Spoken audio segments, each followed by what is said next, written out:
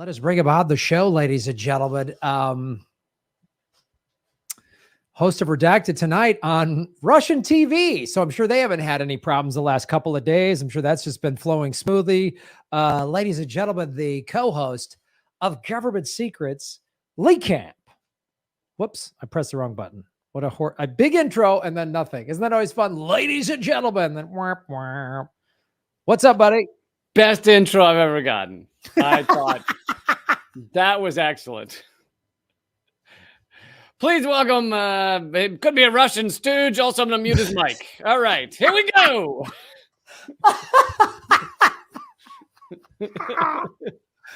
Putin's buddy, ladies and gentlemen. Yeah. Oh, fuck, wrong button. Just everything was wrong about that introduction. No, it is hilarious. I talked about this on my live stream today, but yeah, first of all, as if I need to say this again, the reason I'm at RT is because it's the only channel I've ever been at or have ever been asked to be at where I'm not censored. I write all my own stuff. I've never been told to say anything or not told to say anything. And every other channel is basically the opposite. You are told what to say and you are censored, and et cetera, blah, blah, blah. And anyway, yeah, well, there you go. Well, it also should be noted too. I mean, you and I have talked about this before, but specific to RT, I mean, you're a lefty comedian and there's not a lot of places for us on regular TV. Like, yeah, well, and when you say that, I think people go, that's not true. Stephen Colbert, John Oliver. They don't seem to understand that there is the like kind of faux left. And then there's like true anti-imperialism, anti-corporate America, that kind of thing. That's the stuff that's not allowed. You can be John Oliver all day long. You can, do 20-minute segments on how China sucks and call yourself left wing. But I mean, they'll dabble in it. I remember John Oliver did some segments when Obama was president about Obama's drone striking program. And I was like, oh, wow, good for you. Like you're calling that out, but they won't. Right now is a perfect example. There's nowhere, not an entertainment on late night TV, not anywhere in the corporate, journalism, can anyone bring up all of the stuff happening with regards to the Ukraine that no one's talked about? Like, no, you cannot bring up the fact that, like, oh, they've been bombing the Donbass region for 8 years, and we're okay with that. Nobody knows about it. And most Americans don't know that because you're not allowed to bring that up. John Oliver can't bring that up. Stephen Colbert can't bring that up. And I can bring it up in this bizarro little show that barely anybody watches. You can bring it up on RT that's throttled and censored out by outside forces, not by RT. So it's like we can't even, I've had to debate with all these liberals online who are like, Putin's the worst guy ever. And I'm like, I'm not making excuses for Putin. I'm not saying he's a good guy, but like, did he cause Yemen? Did he drop more bombs than Bush? No, that was Obama. Oh, did he write the 94 crime bill? 377,000 killed in Yemen so far. That's probably a low estimate. And we've talked more about Ukraine over the past 3 days than we've talked about Yemen for 7 years. But I'm going to, and, if we want to consider this the start of the show, that's fine. We're going to get into Government Secrets, episode 73, right into the hot topic of Ukraine and U.S. corporate media. We slammed straight into it headlong. But yeah, it's hilarious that basically online right now and on CNN, but even on just Twitter, you are not considered, like, you're not virtue signaling well enough unless you say, I want no context as to what this situation is. So like, I posted, I'm anti-war now, just like I've always been anti-war. Also, if you don't understand the past, the history, and what's going on outside of the propaganda, then you don't understand the actual conflict. Right. That's basically what I posted. And I got people saying, oh, you couldn't just say you disagree with Putin or what. It's like, I'm saying I disagree with what Russia's doing right now, but also here's the context. You need to know that. And people act like, no, you can't have any understanding of the situation. That's the only way you're legit, is if you have no understand. Like, you have to be proud of your ignorance and just put up a big virtue signaling thing with the Ukrainian flag. It's insane. Katie Halper posted, I don't like what Putin is doing, and I'm critical of the U.S. involvement in creating this situation. Two Exactly. things can exist at the same time. You should Yep. try it. Yep. You should try it. Like this is the thing that is so maddening is like any criticism of a U.S. involvement means that I love Putin or Right. something. And it's like, or even just any context as to what's been going on. I mean, just a context, I mean, it was, but thankfully we have shows like this. I mean, I had Danny, you get to do Redacted. I had Danny Haifong on my show last night, and we talked for almost an hour about putting on, and he brought a bunch of stuff about Ukraine that I wasn't aware of, like the bombing of the Donbass region for the last 8 years, and no one's been up in arms about that. The Donbass region is actually happy that Putin bombed the Ukraine because now they're not getting bombed. Now, does that mean I love that Putin is bombing somebody? But so how do you rectify that in your brain, to the neoliberal who's just like Putin bad, Right. whatever. It's just like Putin bad. And the comparisons that this is like Hitler rolling through Poland. I'm sorry. Germany didn't have. It's fucking idiotic. It's so uninformed. It's amazing. Like, I'm sorry, were there a bunch of American bases surrounding Germany for 40 years? And then they finally had no. I mean, the other thing again, and this is something I had to go to Russia to learn, to show you how misinformed we are. Somebody brought up this great point. Maybe Russia, that lost 25 million people to fascists in World War II, doesn't want more fascists on their border, since we are backing neo-Nazis within the Ukrainian government. I mean, that's like literal. I mean, we're throwing everything out here at once, but literal Nazis, like Nazis. The Azov Battalion, which is part of the Ukrainian National Guard, has swastikas on their helmets. Yes. This is not like, we're not using the term Nazi like, Trump's a Nazi. These are literal Nazis. There's pictures of them waving a swastika, which is outlawed, by the way, in Russia. The only place a swastika is allowed to be seen in Russia is any World War II artwork, where usually it shows like a Soviet soldier putting their like foot on the face of a Nazi, or just putting a boot on the swastika. That's the only place. So Russia is more progressive in terms of its allowing of the swastika than the United States is. By the way, like it drives me crazy when they're like, Putin's a fascist. I'm like, we are in line with neo-Nazis. Also, like, I believe it was 2 years ago that the U.S. was one of 2 countries that voted against the UN resolution making it illegal under UN law to glamorize Nazism. The U.S. voted against that. The U.S. voted against that. I just like, and I'm like, and then somebody like a comedian today brought up like, yeah, but look what he's done to the LGBTQ community. And I was like, oh, okay. It's like gay marriage wasn't legal in the U.S. till like 10 years ago. And even then it was the Supreme Court. It wasn't fucking Obama. So it's amazing. Yeah. It's mind numbing to me.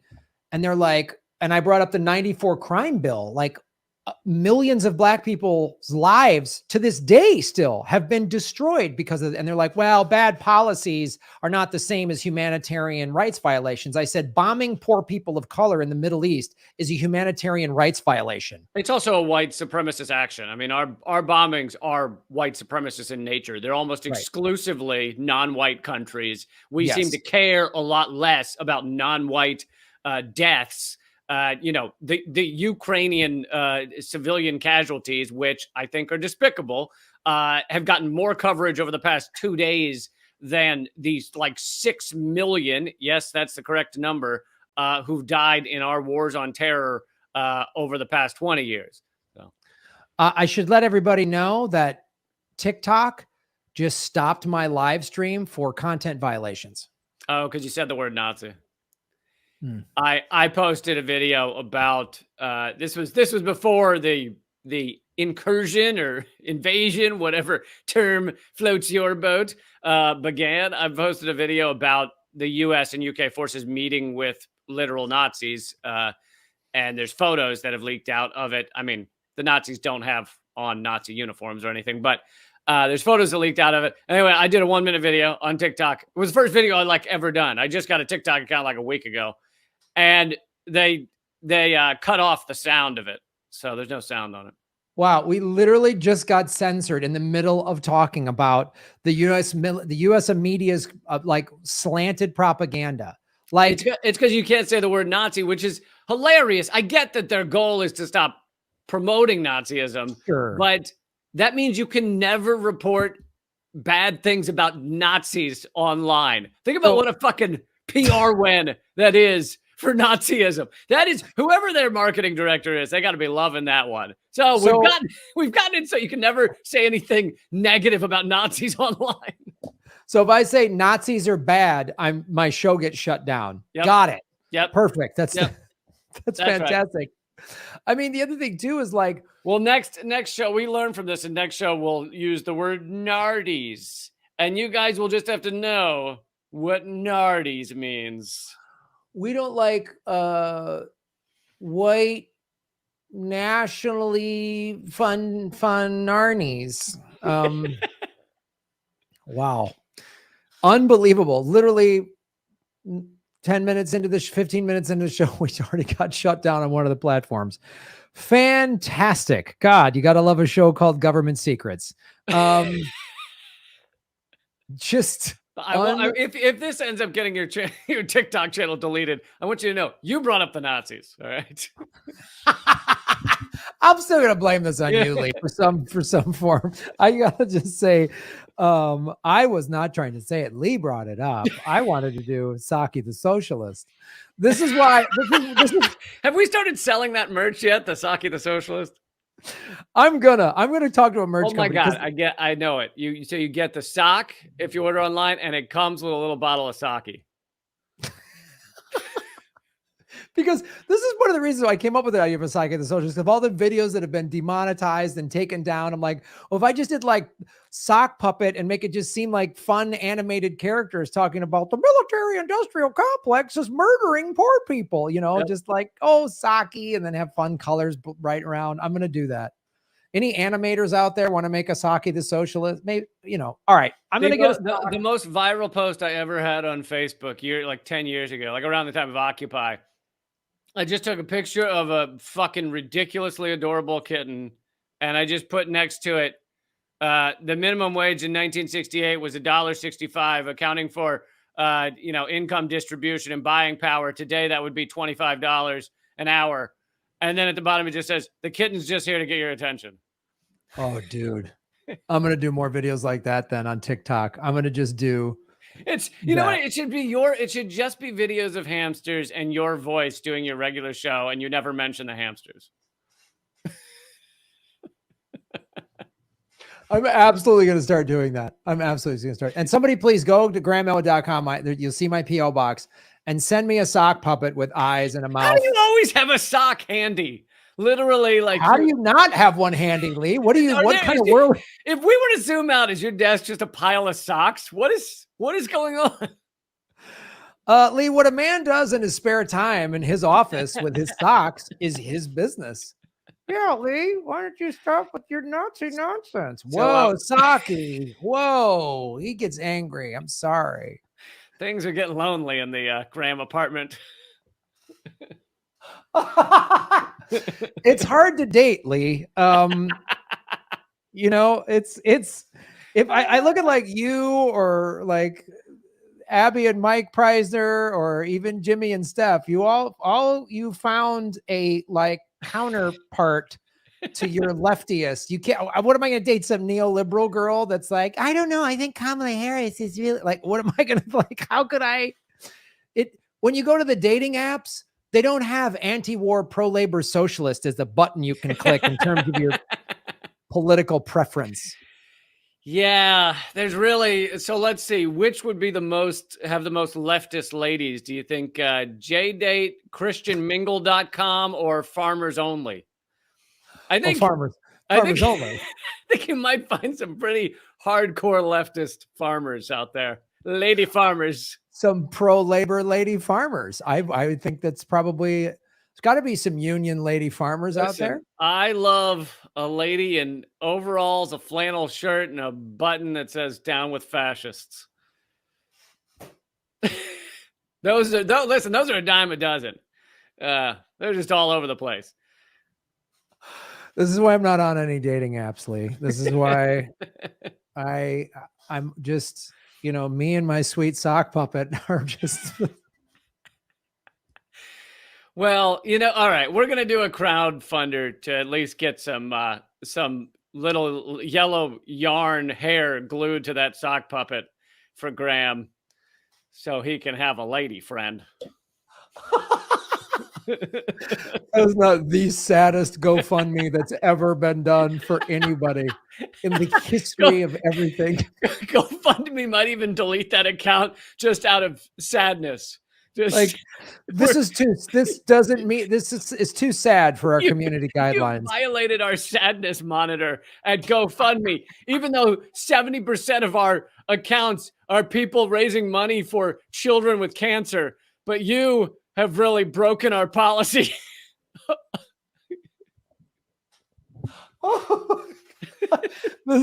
We might even just shut down GoFundMe because this is the saddest thing that we've ever seen. So you have ruined all of GoFundMe because the stink of that sadness has just contaminated everything else. The last GoFundMe, this shut it all down. But in their cancellation email, they're like, but we're going to send you the yellow yarn. This is a final, thanks. Yeah. And we're all going to get on with our lives. We hope you can too. That's the final email from the CEO of GoFundMe as he signs it. Or her. I don't know. All right. So that being said. Segment 1, recap of government secrets, episode 73. I almost put 72, and then my assistant texted me to change it at the last minute right as we went live. So we are going to continue talking about Ukraine for a bunch of this episode. We normally try and somewhat avoid the topical stuff because we like these to be evergreen, but this is, so intense, and I feel like people come to us for what's going on behind the scenes. So it seemed like we should really dig into this one anyway. And just to go, and by the way, people who watch my live stream today, some of this is going to be repeat content, but I think it's worth it. So doing it anyway. Probably some of it will be repeat to your Danny Haifong interview as well. But yeah, well, we might cover the same ground, but it's part of government secrets, and support us at liberapay.com/government secrets, which is scrolling below. You can see it below. If you're watching and if you're listening, it's liberapay.com/government secrets. Support what we do. And maybe next week. I didn't think of it this week. Maybe next week we'll start reading the names of the supporters. I don't know. Is that something we should do?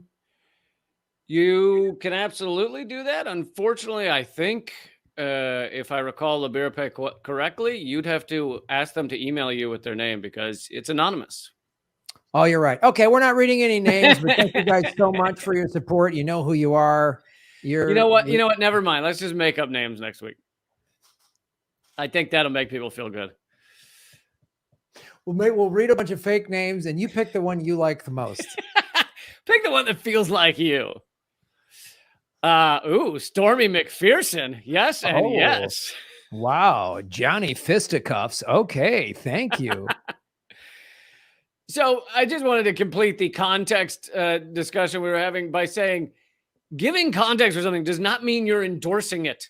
I can be opposed to war, like war in Ukraine or whatever the fuck is going on without, and still give context to it without endorsing it. Just like you and I gave a lot of context as to why and how JFK was assassinated. That doesn't mean we endorse the assassination of JFK. Like, you can talk about why the CIA fucking took him out without that meaning, great job, CIA. Right. It's so funny. That's just that's such a great example. It's like, no, we were definitely in favor of the assassination. That's why we talked about it. We love democratically elected leaders that want to end wars getting taken out. I love that by a secret society that's within the American government. It's perfect. People right now really act like if you say, hey, I disagree with this, but Putin's doing it because A, NATO is fucking surrounding him and on his borders and it keeps encroaching on him. And they go, you're just supporting him. No, I just said I don't support him. I'm giving context. Nope, can't give in context. Got to be ignorant or you support him. That breezing past the first statement of not a fan of what Putin is doing is probably the thing that makes me want to punch dumb fucks in the face the most. Just like, you're fucking stupid. Read the first sentence. You hate me. Bam. I just wish I could just like, boom, just clock him in the face once. With or without the sock on the hand. Oh, I would be, I don't want to hurt my friend Saki. Why would he? No, this is between me and that guy. This has nothing to do with Saki. I'm not going to drag Saki into this. You know what I mean? Saki's just out there trying to get workers to own the means of production. And he's doing a hell of a job too. He's doing great. Saki is doing fantastic. Whenever we get that new hair transplant wig thing, things are going to take off for him. He's already got a union of at least 5 toes, possibly 10 in the coming week. But so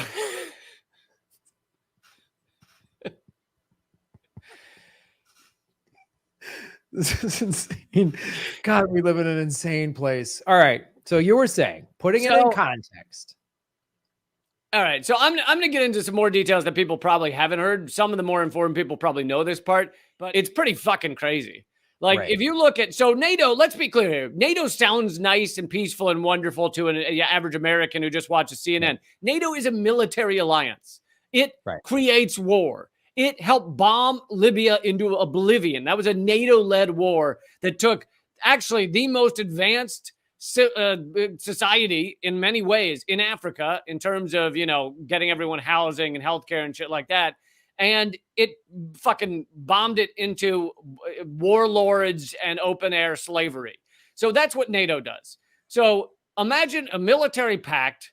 You see where, and for those of you listening on the podcast, you can go watch this at rockfin.com/Graham Elwood if you want to see the full thing, or you can Google a chart of NATO. But it starts off nowhere near Russia for the most part. It's Norway, Iceland, UK, France, Italy. Sorry, not Italy, but a few countries. It's Denmark. It's not that large. And they give a promise, and those documents have now been revealed, a promise to Russia that it will go no further than that. And then in 1949, it gave this promise? Yeah, at the initial, the start of, I believe, at the start of the NATO, they gave this promise to Russia. So then in 52, you have a couple more join on. Then in 55 to 90, you have Germany add in, you have Spain, Portugal is in there. Then you get into the 90s, 1999, you have Poland, you have Hungary joining on. 2004, then Slovakia, Lithuania, Latvia, Estonia. So now you're getting into like some of the former, Soviet bloc countries are joining NATO. And so you're putting NATO like at Russia's door on their fucking border.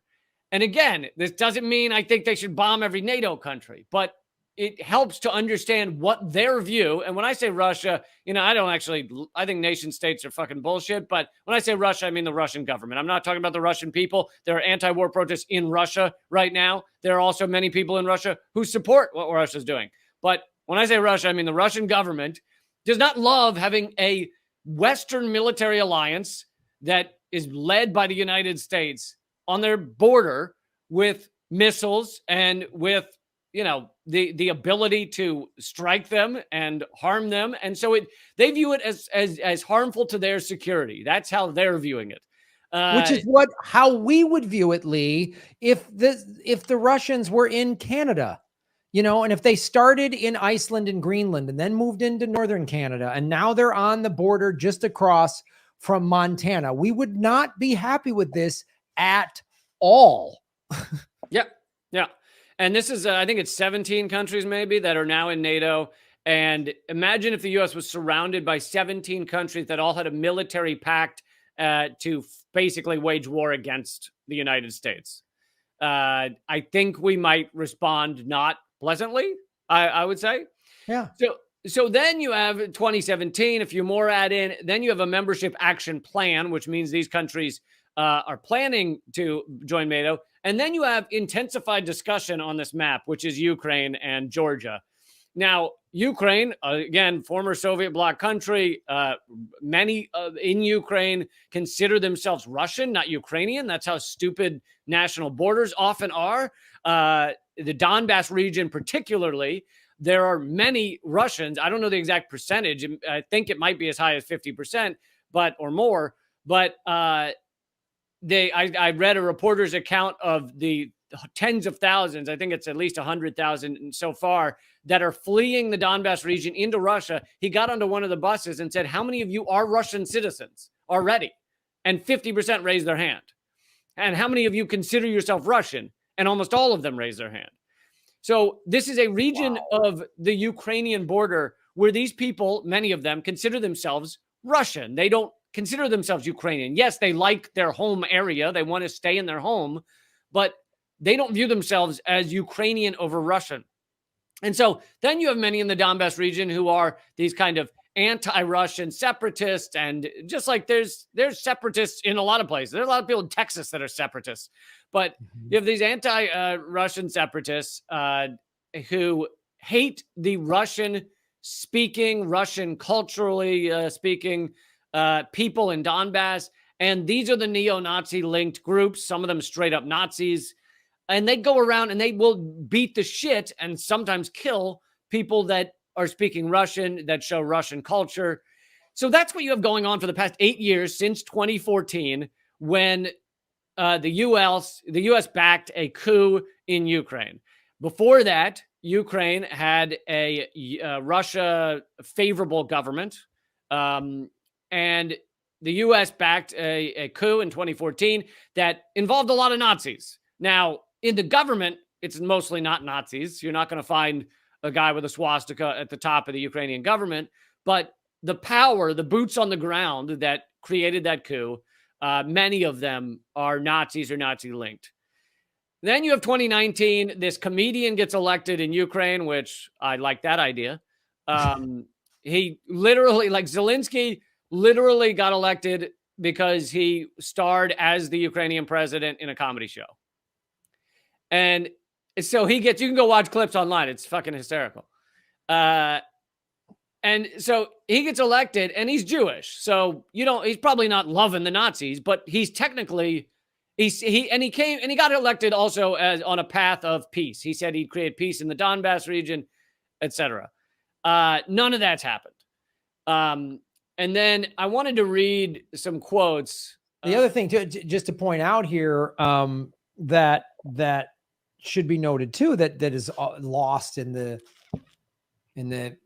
whatever war hysteria of America right now, is that Zelensky a week ago was like, "Hey, the West is causing the problems here." Like Zelensky was like, you guys are causing all the tension here.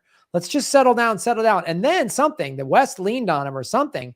And then the day before Putin started bombing, Zelensky said, we're going to search out, nuclear options as our defense. And that's when it seems to me, this is just my speculation, that he says that. And then shortly thereafter, Putin starts going into Ukraine. So it seems like, I don't know that we'll ever get the full play-by-play, but this was one of the rare moments. The reason many of us, and I can't remember if I said it publicly, I might've said it on a podcast, but this is the reason many people on the left thought Russia was not going to go into Ukraine. Yes, they thought they might do something. They might fire at the Nazis on the border, but they didn't think there was going to be any kind of incursion or invasion or whatever, is because the U.S. has lied us into every fucking war. We've been lied into Vietnam, Korea, Iraq, Libya, Syria, Afghanistan. Every time you hear, and then of course, economic wars are all lies too. Venezuela, Iran,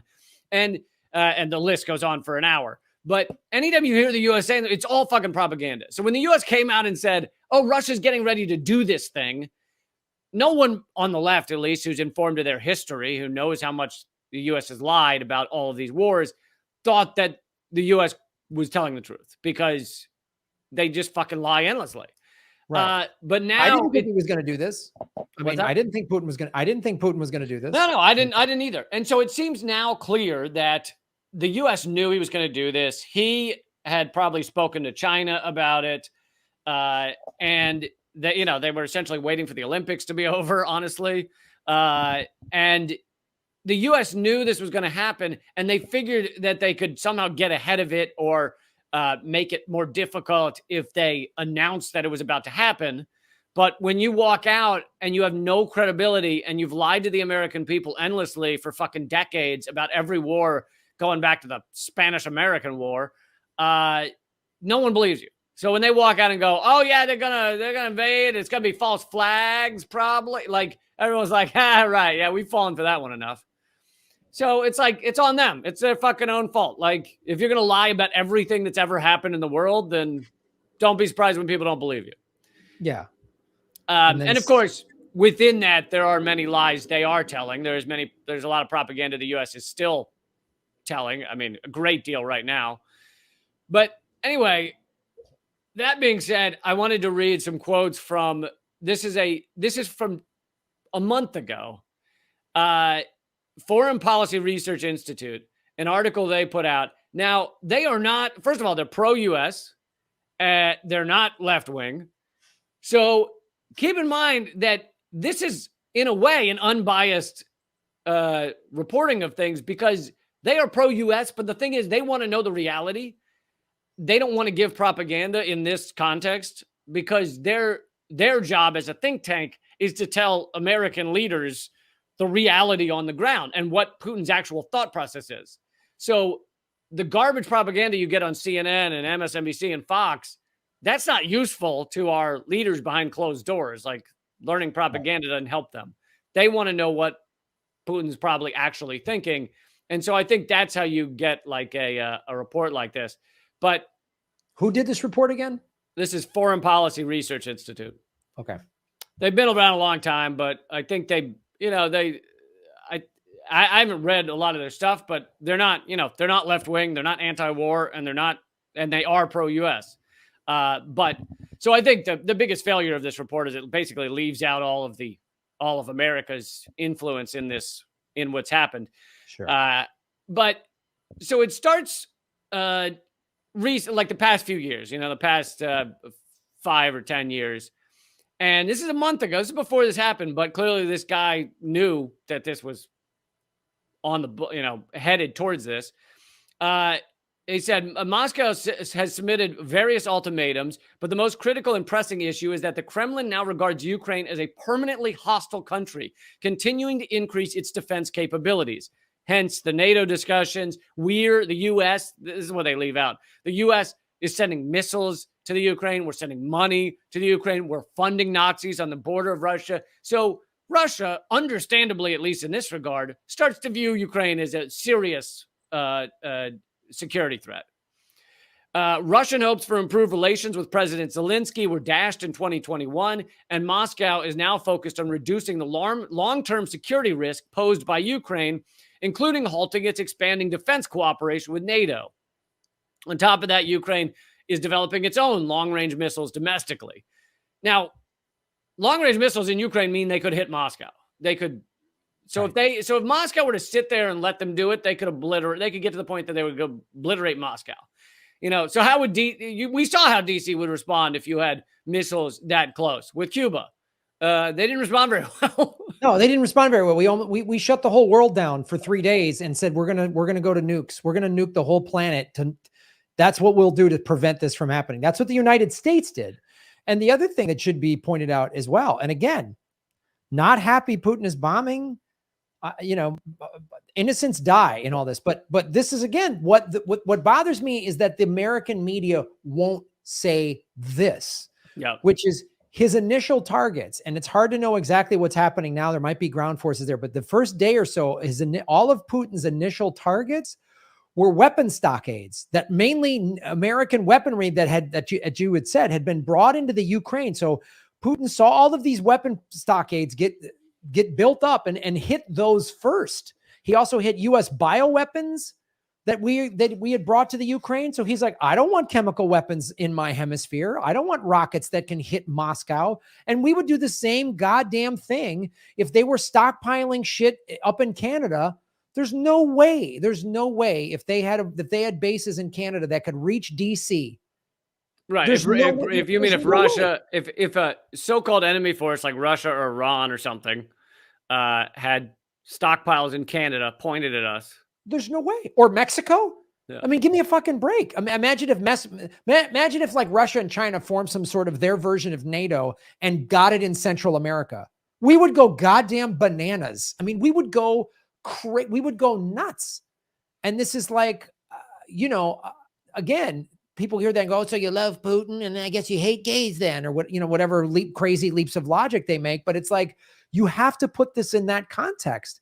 And again, the thing that drives me nuts too is ask this question.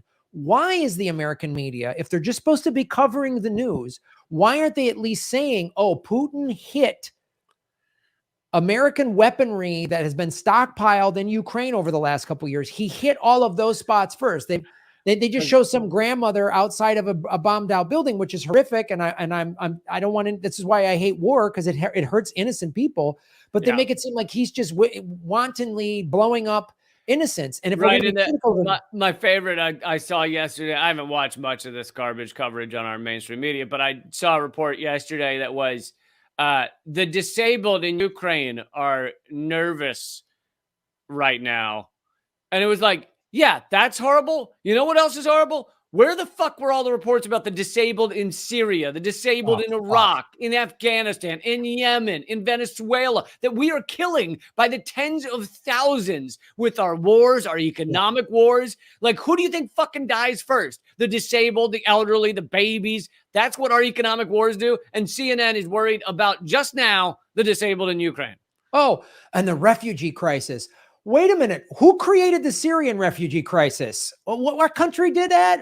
I think it rhymes with America. Like, who did that? Like, how many refugees have we created just in the last 20 years? Not just in the Middle East, but our sanctions created them.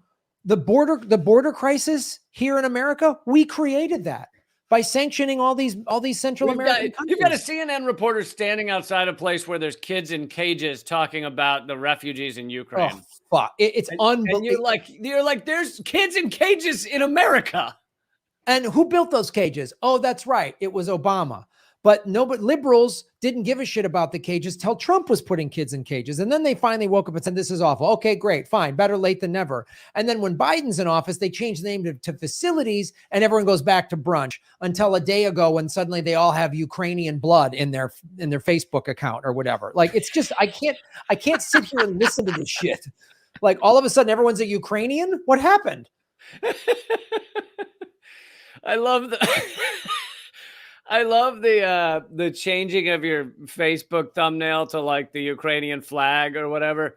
And it's like, I love that because that only happens, first of all, when it serves U.S. propaganda, but secondly, when it's a white country specifically. Like, if there's a terror attack, like when there was a terror attack in France, everyone changed their Facebook thumbnail to the French flag. But when there's a terror attack in Egypt, I remember a report about there was a terror attack in Egypt, killed 300 people in one blast. And it was like, you didn't see any Egyptian flags on American Facebook thumbnails. Nope. No, it has to be a white country that has a terror attack for us to give a shit and change our thumbnail flag. Right. And that is it. By the way, that's the end of our activism either way. We just change the color on the thumbnail. The best we can do is jump on some propaganda crisis of the day. Like, we just our selective outrage isn't like, again, what's happening in Ukraine is awful. There's a comedian I know, Kira Sultanovich, has family there. She's worried about her family. I don't want anybody who I saw an article today. Louis C.K. is doing a show in Kiev tonight, and like literally, and I'm worried for him, He's not really doing a show there, is he? Yeah. The article said, despite conflict, Louis C.K. planning to do show in Kiev. Well, that's sexual predator piece of shit. I mean, like, fuck him. It was a joke. I agree. Oh, Okay. I was like, listen, there are sexual predator comedians, Graham, that we need to pray for. All right. In this insane world, I was like, wow, man, is that a true story? I don't know. Maybe. I don't know. But like, oh no, the Kiev show is true. Sorry, I'm confusing you. The joke part was that I'm worried for him. oh, The true part is he has a show in Kiev. oh, Jesus Christ, that's insane. Like, I can't even. I mean, I stand by my thing. He's a piece of shit, and yeah, he's a piece of shit. But like, I have friends in Moscow and St. Petersburg. I don't want them to get bombed by America. Like, if we're going to send boots on the ground, like I don't want them to get tangled up in this. And I've seen war up close. And when I see like Americans dismiss all of the awful atrocities of war that we've committed and just selectively get outraged, like you say, when it's a white country, we get all bent out of shape. But like, I've been in a hospital at Bagram Air Base, and I saw, two different Afghani kids, one a victim of an IED and one the victim of mines, getting worked on, and I've seen war up close. I've met, but that stuff was all fine, apparently, according to yeah, the that media. stuff's all fine. Yeah. I mean, I've met disabled soldiers. I mean, U.S. soldiers. I've met them. I've met people who lost family members in Iraq and Afghanistan. There's 22 vets a day that commit suicide. You know what? And so don't give me this cost of war. And if you add those up, hundreds of thousands of veterans have committed suicide since 2001. Well, I don't know if it's hundreds of thousands, but it is tens of thousands, and it's fucking crazy, the number. Crazy. It's crazy, the number. But hey, Boeing stock price is up. Raytheon stock price is up. And nobody's asking these questions when the corporate media only shows one part of this. Like, if you're a journalist, why are two dumb fuck comedians, in our stupid apartments? Why are we better critical thinkers than everybody at CNN and Fox and MSNBC? How is that possible? Oh, that's right, because Raytheon doesn't give us ad time. Maybe that has the reason. Like, it's fucking insane. I was a couple episodes ago on Redacted Tonight. I was like, why am I the one that has to talk about this? I don't want to have to be the one. I got into comedy because I wanted to talk about bullshit like how missing person posters don't really work. Because if you see the person, you're like, he's not missing. He's right fucking there, tied to the hood of that car. And you don't like, that's all I wanted to talk about. And now, dude, you feel like you have to because you can't get it. The fucking media won't cover it. I don't want to spend all day talking about this. I used to do jokes in my act about karate. Like, I just want to do karate jokes. You know what I mean? Like, that's what I want to do. And then go goof and then go sing karaoke after we tell jokes. Like, just go out and laugh all night. That's what I want to do. But I got to talk about this because we're on the crazier nights, sakeoke. Sakeoke. Oh, those Japanese places where they just pass the mic around. I love those. Those are fun. But instead we got to talk about this shit. And then I gotta spoon feed the evils of US policy to fucking liberals online. Like, come on. I know. And even as you're spoon feeding it, they're like, no context. Like, tell me how the Trump supporters are dumber. Tell me again. All right. So I'm going to continue with a little bit more of this article. Fantastic. Because I think it's important context. So he says, a better explanation of Moscow's current actions is that they are part of a compellence campaign. If Moscow, so he wrote this a month ago before the incursion. So he's talking about the buildup of Russian troops. And clearly he saw the writing on the wall. He said, if Moscow cannot convince the U.S. to agree to some of its demands and force Ukraine to make concessions, it may view military force as its last resort to change what it considers an unacceptable status quo.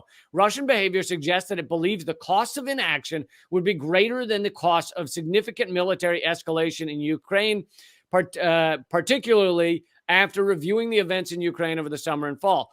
Russia adopted a more conciliatory approach after Zelensky's inauguration. Basically, they thought they had a chance of actually getting Ukraine to back off taking missiles and money and funding Nazis and all that shit.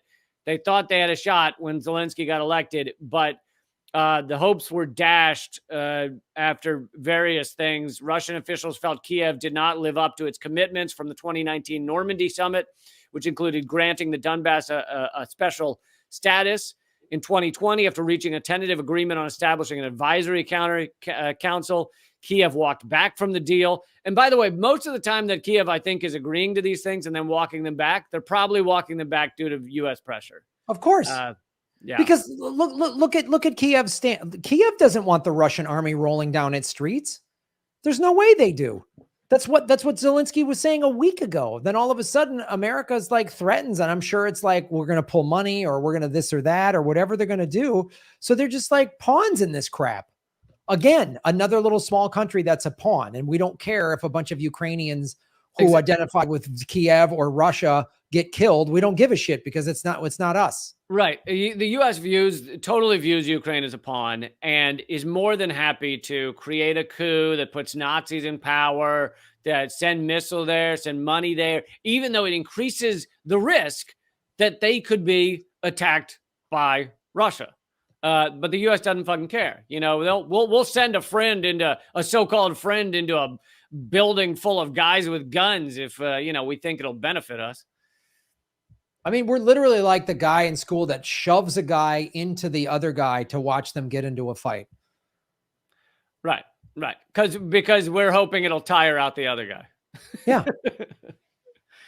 So Kiev continued to pursue policies that angered Russian officials. By the way, none of this in this lead up over the past several years, none of this covered in the mainstream media. None of it. Like, Putin reacted angrily after the Ukrainian parliament adopted a law on indigenous peoples, which didn't include Russians. It also didn't include Ukrainians. Putin compared the law's consequences to those of some kind of weapon of mass destruction. In August, Zelensky sanctioned several Russian entities and blocked several Russian websites. 1 week after the June 2021 summit between Biden and Putin, the UK sent the HMS Defense frigate through the Crimean territorial waters, infuriating Russian officials. A Russian Coast Guard ship fired warning shots at the frigate. So basically the UK and US they're like testing whether Russia will actually defend its territorial, waters, its land. They're basically seeing how far they can push Russia without getting a real response. The day before that incident, the UK signed a memorandum of implementation on a naval arms deal with Kiev. The final 1.7 billion pound loan agreement with Kiev for the joint production of missile boats, as well as mine hunters and other naval weapons. Meanwhile, the U.S. provided an additional $60 million worth of equipment authorized by Biden in August, as well as additional Javelin anti-tank guided missiles. The U.S. also signed a strategic defense framework and charter on strategic partnership with the Ukraine. And keep in mind, as I read all of this, this is not from a pro-Russia, this is not from RT, this is not from any kind of source that you could claim is a Russian source. This is a U.S. think tank that specializes in analyzing military situations and is really pro-U.S. And they're saying that basically the U.S. was pushing Kiev to, renege on their agreements with Russia, giving them missiles, which we all know about. Remember, Trump refused to, for his own reasons, idiot reasons, Trump refused to send missiles to Ukraine, a big missile allotment to Ukraine. And remember, our Congress and our media lost their fucking minds that Trump was not sending more missiles to Ukraine. And this is the thing that's so maddening. None of this, and I didn't know any of these specific things until you just read them. None of this has been in the corporate media. And all we've heard in the corporate media just for the last week is Putin is stockpiling on the border. He's bringing blood. The only way you do that is if you want a war. No mention of us doing the fortification. Sounds like first, like no mention of that at all. This is the thing that drives me absolutely bananas. And then people just watch this and drink this Kool-Aid and put the Ukrainian flag on their dumb social media because they're idiots. They're such suckers. I can't even. Yeah. It makes me so mad. And so I just have two more paragraphs of this, but they could be the most important part. So again, this analysis, which was from a month ago, says Russia doesn't use force for the sake of waging war, which you could argue we do, because waging war is a major economic force in our country. Like, a large percentage of the money that is sloshing around throughout America is the $1 trillion to our military, the weapons contractors, the lobbyists, even selling weapons, even if they aren't used. So just the risk of war, let's say the risk of that there might be war with Iran, helped all of those weapons stocks, helps us sell weapons to these other countries. So whereas Russia doesn't use force for the sake of waging war, we kind of do. But he then goes on, they use it to achieve specific political goals. Their list of demands include a complete halt to NATO expansion, which they had been promised, and big surprise the U.S. has ignored. Their list of demands include limits on the deployment of intermediate and short-range missiles, and an end to U.S. and NATO countries' defense cooperation with Ukraine. Although Russia is interested in a broader dialogue regarding Europe's security architecture, Ukraine is Moscow's most pressing and important issue, explaining Russia's demands to resolve the issue quickly. None of Russia's other demands, such as an end to further NATO expansion, explain why Moscow is so determined to force the issue right now, since there is no indication other countries, including Ukraine, could join NATO in the near future. Meaning, the reason Russia is doing this right now, as opposed to 6 months, a year from now, is largely, or at least largerly, which isn't a word, because they really just are starting to view Ukraine as a massive security threat with a lot of missiles the U.S. has given them. So last part here, one of the most specific concerns raised by Putin and other Russian officials is the potential threat posed by long-range missiles based in Ukraine, which could reach Moscow in a matter of minutes. Given the deadlock of negotiations over the Minsk agreement implementation, Russia has concluded that Ukraine will remain a hostile neighbor for foreseeable future, and Kiev continues to strengthen its defensive capabilities. If Russia can't force neutrality on Ukraine, Moscow will try to prevent Ukraine from improving its conventional deterrence. So this is someone who fucking knew their shit a month ago and saw all this coming. Yes.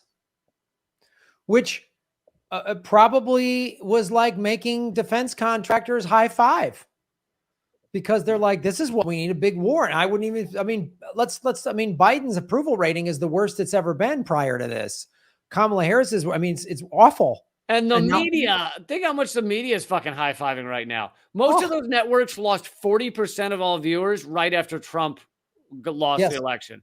And so they, even as they feign concern for the Ukrainian people, they are furthering this war, escalating conflict. Like, literally the questions at Biden's press conference are like, are you going to go nuclear? Are you going to bomb Russia? Like, they are pushing everything towards an escalation that could kill fucking millions.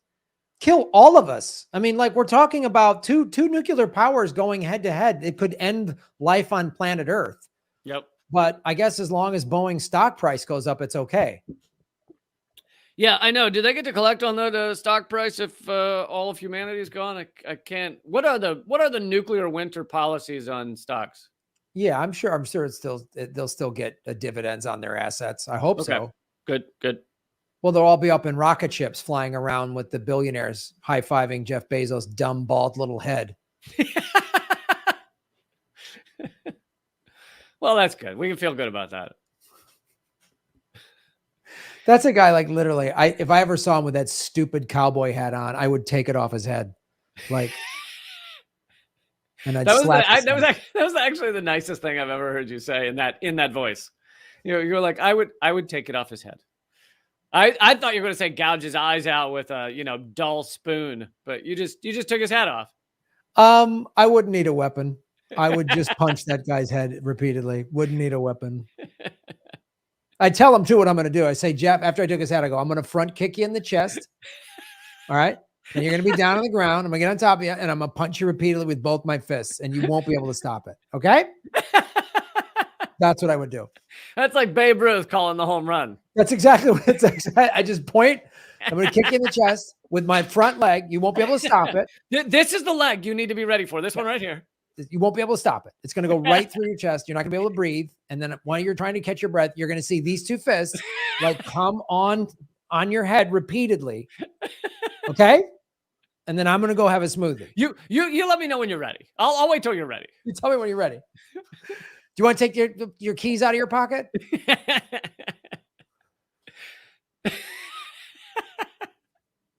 Well, if you ever do that, will you give me a call? I want to watch it on Zoom or something. I don't think TikTok would let me show it. So, oh no, TikTok would absolutely let you show that as long as you don't say Nazi as you're doing it.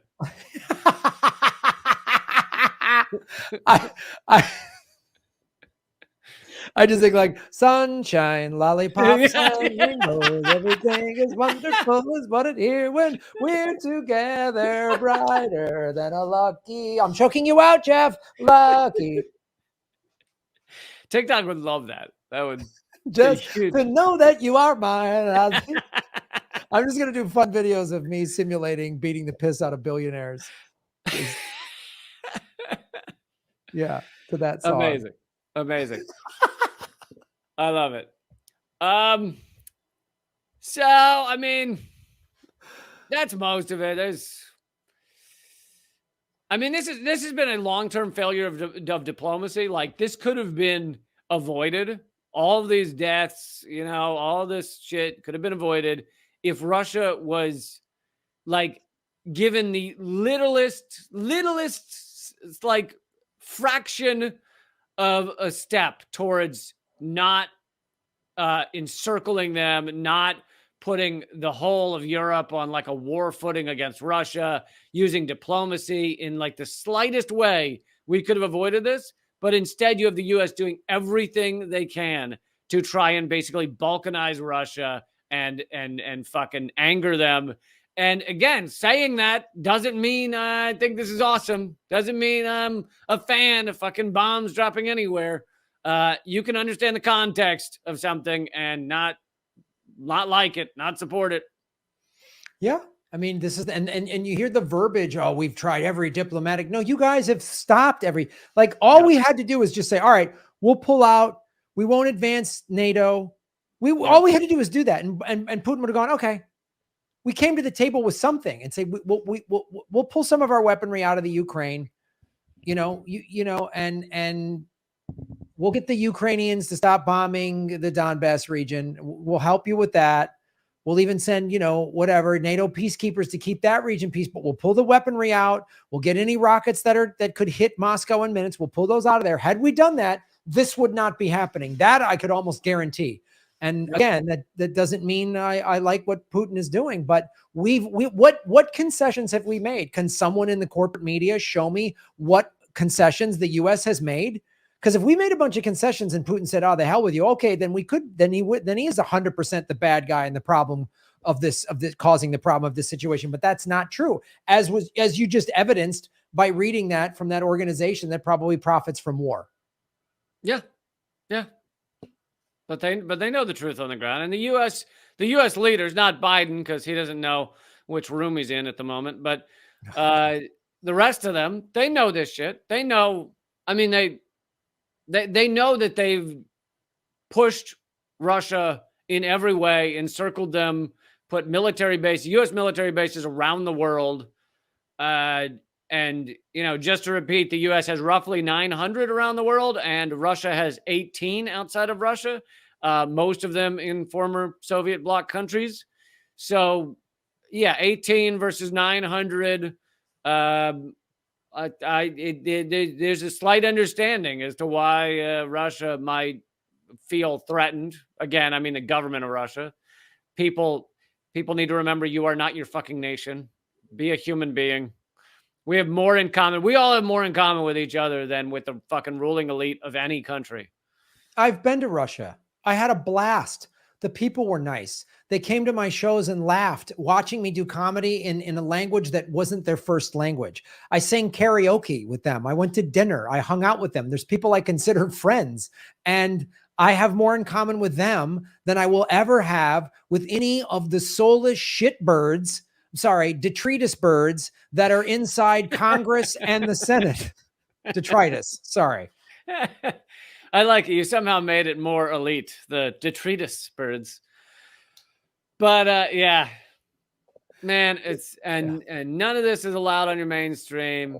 Can't get it on any fucking network.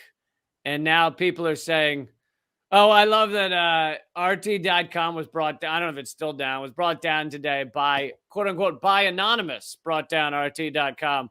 I haven't heard anything from Anonymous in 10 years when the FBI infiltrated it and arrested everyone in it. So I think when they say Anonymous brought down RT.com, they mean the FBI brought down RT.com. The FBI brought down. We're going to talk next week. We're going to talk about the CIA making a porno movie. It's going to be fantastic. If you just, man, I honestly, because I don't actually know what you're going to, I actually want to hear that one. Yeah, I just found it today. CIA made a porno film, but we'll wait till next week, kids. You'll learn about how your tax dollars have been spent for really good things. Putin is this crazy nutbag who takes his shirt off and rides horses, but our government makes porno movies about leaders we don't want to empower because they're communists, and we always overthrow communists to put in then some psycho. And again, I won't tell you which country, but I'm going to give you this little teaser. There was a communist leader that we made a porno movie to make him look bad, and then the person that he got replaced with was not a communist, but was a butcher. Does this sound familiar? And we had no problem with the butcher. Sounds so once again, sounds like our standard game plan. I mean, except adding in porn. Yes. Yeah. Only now we're going to add in porn.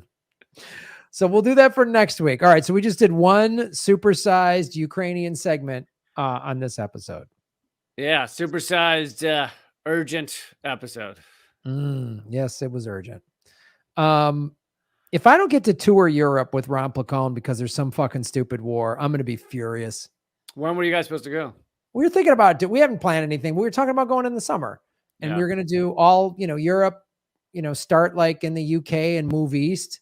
And I was like, and go back to Moscow and St. Petersburg. I want to go back there. I met Peter Lavelle there. I did his show in Moscow there. I know Susie Dawson lives there, and I met a bunch of cool comedians and people in both those.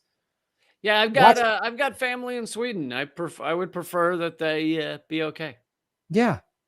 So, all right, Lee Camp, where can people watch what you're doing? All my stuff's at leecamp.com and radindiemedia.com. In times like this, when you're getting garbage, like true frenetic, frothing at the mouth garbage from your mainstream media, Rad Indie Media is a great place to go to get all the stuff you're not hearing from the mainstream media. So yes, and please watch. You go to my YouTube show, youtube.com/Graham Elwood or rockfin.com/Graham Elwood. I just had an amazing interview with Danny Haifong yesterday, and I'm going to be. I broke it into 3 parts, really breaking down stuff, different stuff than what Lee just talked about with America's history with Ukraine. And Danny's awesome. Danny, wow. I mean, I've followed the cat's work and I've never had him on the show. And he's just a lightning rod. Like, he does amazing work. He's a guy, if you're not familiar with him, please follow his work. He contributes to Black Agenda Report. And I think he has his own show called The Left Lens. Yeah, check that out. And you know what? You want to see my experience in Russia? I want you to humanize the Russian people, right? So go watch Graham Goes to Russia. It's only available on Rockfin Premium. It's in 2 parts. It's about an hour or so, and you can see me in Russia interacting with Russian people. And you know what? I'll go to the Ukraine, and I'll interact with Ukrainian people, not the Nazis, because they can go fuck themselves. But I will interact with Ukrainian people because I've traveled around the world. My documentary, Afghanistan, you see me interacting with soldiers and Afghani people, and I've seen war up close. So if watch these movies of mine, not just to support what I'm doing, but to see what it's like to just be and meet people from another culture without wanting to bomb or exploit them. Yep. So check that out. All right, dude. Well, have a great weekend, Lee. Thanks a lot. You too. Later. Hey, everybody. Thanks for watching. We are still in our 9th month of demonetization from YouTube. So support what we're doing at patreon.com/Graham Elwood or rockfin.com/Graham Elwood, which is a blockchain cryptocurrency platform. It's free to sign up, and there's a premium level at $10 a month. And for that, you get everybody on the platform's premium content. Myself, Lee Camp, Ron Placone, Jimmy Dore, Whitney Webb, Kim Iverson, Abby Martin, and many, many others. You can also support what we're doing at Venmo at Graham-Elwood, and go to grahamelwood.com. We have a PayPal button and a PO box. I also have crypto wallets, which are all in the show notes. Thanks for supporting what we do.